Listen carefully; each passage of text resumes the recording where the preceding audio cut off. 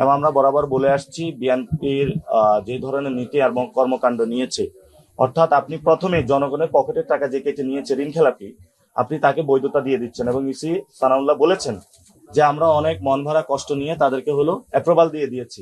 অর্থাৎ এর মাধ্যমে আপনি কি বুঝাচ্ছেন যে যারা ঋণ খেলাপি আপনি তাদেরকে দিচ্ছেন, বাংলাদেশে আপনি ঋণ খেলাপিদের জায়েজ করে দিলেন। এবং আপনার পকেটের টাকা যেতে কেটে নিবে, ব্যাংকের থেকে যে চুরি করবে, বাটপারি করবে, চিটারি করবে, আপনি তাকে নির্বাচনে বৈধতা দেওয়ার মাধ্যমে বাংলাদেশে একটি সুষ্ঠু নির্বাচনের পরিবেশ আপনি অনিশ্চিত করে দিয়েছেন, 1 নম্বর।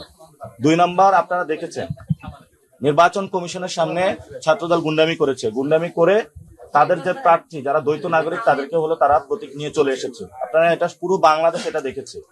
এবং এর মধ্যে শুধু ছাত্র দলে সীমাবদ্ধ থাকে নাই, দলীয় প্রধান যিনি তারেক রহমান, উনি গিয়ে সরাসরি কড়াইল বস্তিতে হলো সবাইকে ফ্ল্যাট দেওয়ার প্রতিশ্রুতি করে আসলেন। এবং ওনারা যে সব জায়গায় ফ্যামিলি কার্ড, কৃষক কার্ড এগুলো বলে মানুষের যে কার্ডগুলো, এনআইডি কার্ডগুলো নিয়ে যাচ্ছেন, নিয়ে তাদের ফ্যামিলি কার্ড, কৃষক কার্ড হলো ধরিয়ে দিচ্ছেন। এটা প্রত্যেকটা পাড়ায় মহল্লায় ঘটতেছে।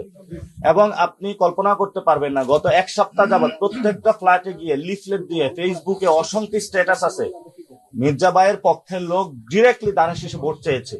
কিন্তু নির্বাচন কমিশন এখানে অন্ধ থেকেছে এবং তারা মনে করে যে মির্জা আব্বাস ভাইয়ের বিরুদ্ধে কিছু বললে তাদের চাকরি থাকবে না। তো চাকরি না থাকলে আপনি চেয়ারে বসছেন কেন? তা আমরা এমন পরিস্থিতির দিকে যাচ্ছি, নির্বাচন কমিশন যেদিকে, এটা রাকিব এবং হুদা যে কমিশন ছিল ওই কমিশনের দিকে যাচ্ছে। এবং আমরা আশা করব সুষ্ঠু ইলেকশনে হবে।